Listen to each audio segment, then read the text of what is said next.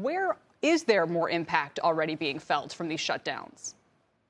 This past week from our Guangzhou office, we saw shutdowns throughout the Guangdong province. So Shenzhen, Dongguan, Guangzhou all had shutdowns due to a COVID outbreak. China has a zero COVID, policy. So if there's any COVID cases in that area, they typically shut the whole city down. And that affected a lot of warehouses around Shenzhen and around Dongguan.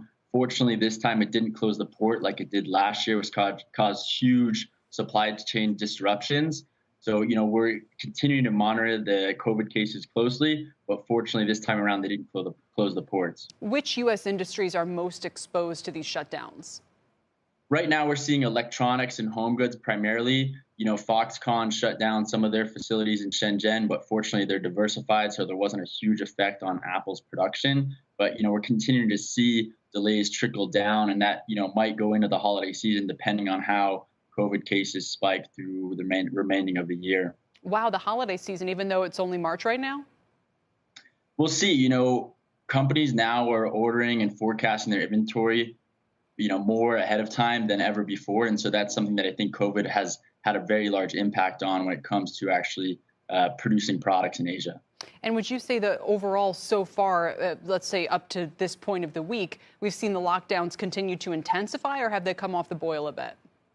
They're starting to come off the boil, fortunately. They do have a very intense lockdown policy there, but fortunately, we're starting to see light at the end of the tunnel. Are there any industries that are completely unexposed that, those kinds of calls that you're happy to be involved with, where you can say, hey, at least you guys don't have to worry about this? I think it depends where the production is located, right? So a lot of companies over the past few years have diversified outside of China. There's been different policies in India, Vietnam, Pakistan, you name it. But the challenge is a lot of the raw materials that those factories get outside of China, still stem from China. And so, everything is intertwined in the supply chain, and that's what we see on the ground floor there. Yeah, I can imagine people so on edge after the last couple of years and what they've already been through. Nathan, thanks for joining us today. Thank you. Nathan Resnick with Sourcify.